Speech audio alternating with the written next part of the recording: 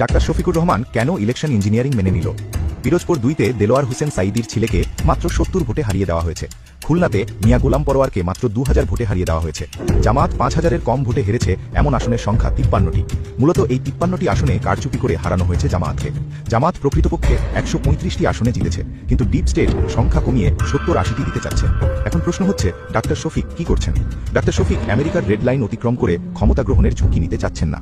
কারণ ইসলামিস্টরা যখন আমেরিকার দেওয়া রেড লাইন অতিক্রম করে তখন তার পরিণতি কি হতে পারে তা মিশর, তিউনিসিয়া দেখে প্রমাণিত। এছাড়া জামাত 17 বছর অনেক জুলুমের মধ্য দিয়ে গিয়েছে। কর্মীরা কেবল মুক্ত বাতাসে শ্বাস নিতে শুরু করেছে। সংগঠনের বিকাশের জন্য সময় দরকার, মুক্ত পরিবেশ দরকার। তাই ডাক্তার শফিক ইলেকশন ইঞ্জিনিয়ারিং মেনে নিয়েছে। এটা অনেক বড় ত্যাগ। আমরা যারা অনলাইন অ্যাক্টিভিস্ট আছি তারা ব্লেম দিচ্ছি যে জামাত কেন আন্দোলন করছে না। আন্দোলন করে কি হবে? মিডিয়া, সেনাবাহিনী, আমেরিকা, ভারত সবাই এক পক্ষে। এই বিশাল শক্তি জামাতকে দমন করে দেবে। এছাড়া জামাত এতটা জনপ্রিয় দল না যে সাধারণ জনতা রাস্তায় নেমে আসবে। জামাত যে ভোট পেয়েছে এই ভোটারের বড় অংশই জামাতের আদর্শকে ধারণ করে না। তাই জামাত সময় নিতে চাচ্ছে। রাজনীতি তো একদিনের জন্য না। জামাতের আপাতত লক্ষ্য হলো সিটি নির্বাচন। জামাত তৃণমূলে সংগঠন শক্তিশালী করার দিকে মনোযোগ দেবে। তাই ইলেকশন ইঞ্জিনিয়ারিং মেনে নিচ্ছে। ডাক্তার শফিক অহেতুক শক্তি খরচ করার লোক না। তিনি 2018 সালে দায়িত্ব নেবার পরে লীগের বিরুদ্ধে কোনো আন্দোলনে গিয়ে শক্তি খরচ করেননি। একবারে চূড়ান্ত আন্দোলনে শক্তি খরচ করেছেন।